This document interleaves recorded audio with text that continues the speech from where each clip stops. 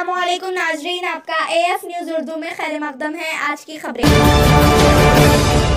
All India Congress committee के bill पर Sangareddy post office के रूबरू नेशनल हेराल्ड केस में ईडी की चार्जशीट में सोनिया गांधी और राहुल गांधी के नामों को शामिल करने के खिलाफ TPCC वर्किंग प्रेसिडेंट जगारेड्डी की क़यादत में कांग्रेस पार्टी की बड़ी तादाद कायदीन व कारकुनान ने एहतजाजी धरना मुनज़्ज़म किया। इस मौके पर जगारेड्डी ने कायदीन व कारकुनान से मुखातिब करते हुए मरकज़ी हुकूमत और RSS को सख्त तनकीद का निशाना बनाते हुए कहा कि मरकज़ी हुकूमत मजहब के नाम पर सियासत कर रही है।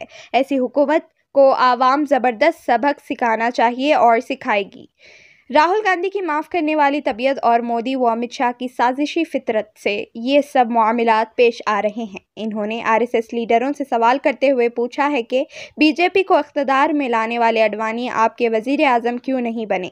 सोनिया गांधी और राहुल गांधी ने मनमोहन सिंह को 10 साल के लिए वज़ीर आज़म बनाया था। आज मोदी और अमित शाह कहाँ हैं। जगारेड्डी ने वो मकानात की तस्वीर दिखाकर BJP लीडरों पर जवाबी फायरिंग की जहाँ नेहरू की पैदाइश और परवरिश हुई। इन्होंने कहा कि मेरे पास नेशनल हेराल्ड केस के मामले पर BJP के लीडरों के इल्ज़ामात का एक ही जवाब है। राहुल गांधी के परदादा मोतीलाल नेहरू के घर के दरवाजे, खिड़कियां और सुतून इस काबिल नहीं हैं कि आप इन पर करप्शन के इल्ज़ामात लगाते हैं।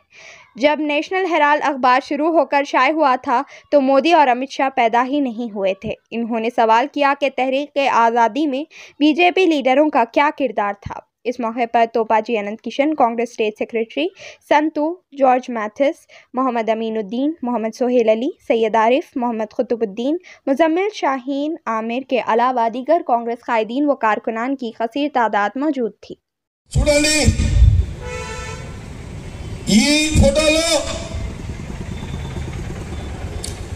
इंदिरा गांधी गारी యొక్క తండ్రి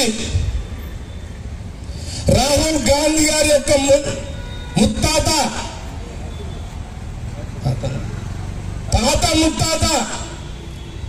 ముత్తాత అంటే మోతీలాల్ నెహ్రూ, తాత అంటే జవహర్లాల్ నెహ్రూ.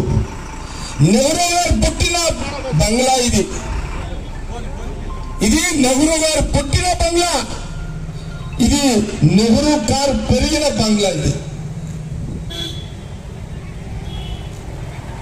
ఇప్పుడు ఈ రెండు బంగ్లాలు ఇందిరా గాంధీ గారు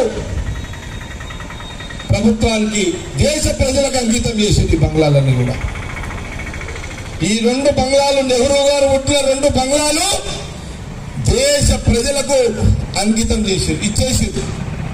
BJP నాయకులారా, మీరు సోనియా గాంధీ, రాహుల్ గాంధీ వాళ్ళ కులము శాంతి గుణము, వాళ్ళ గుణము శత్రువును కూడా వాళ్ళు నష్టం చేయరు. ఆ గుణము వాళ్ళ పుట్టుక, సోనియా గాంధీ, రాహుల్ గాంధీ వాళ్ళ పుట్టుక దేశ ప్రజలే కాదు, శత్రువు కూడా వాళ్ళు నష్టం చేయరు. శత్రువు కూడా ఏమి అనరు వాళ్ళు. ఒకవేళ అట్లా చేసేది ఉంటే ఆ రోజు మోడీ గారి మీద, అమిత్ షా గారి మీద మరి ఆ రోజు ఈడీ వాళ్ళని ఉపయోగించకపోరా. కానీ ఆ గుణం వాళ్ళకు కాదు, ఆ గుణగణాలు వాళ్ళకు లేవు. పాము కరవనికి వస్తే కూడా పామును కూడా సంజాయించి పంపించే గుణము సోనియా, రాహుల్ గాంధీని నేను తెలియజేస్తాను. ఎవరైనా విషపాము వస్తే కొడతాము, ఎవరైనా కొడతాం. నేను కూడా కొడతాం, నువ్వు కూడా కొడతాం, నేను కొడతాం, మోడీ కొడతాం, అందరు కొడతాడు, అమిత్ షా కూడా కొడతాడు. కానీ మన్మోహన్ సింగ్ గారిని వాళ్ళు పెట్టి దేశానికి మంచి పరిపాలన అందించారు. ఈరోజు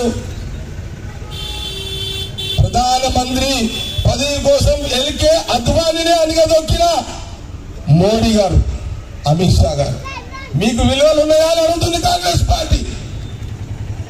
మీ బాడీలో, మీ బుర్రలో మొత్తం విషాన్ని నింపుకున్నారు.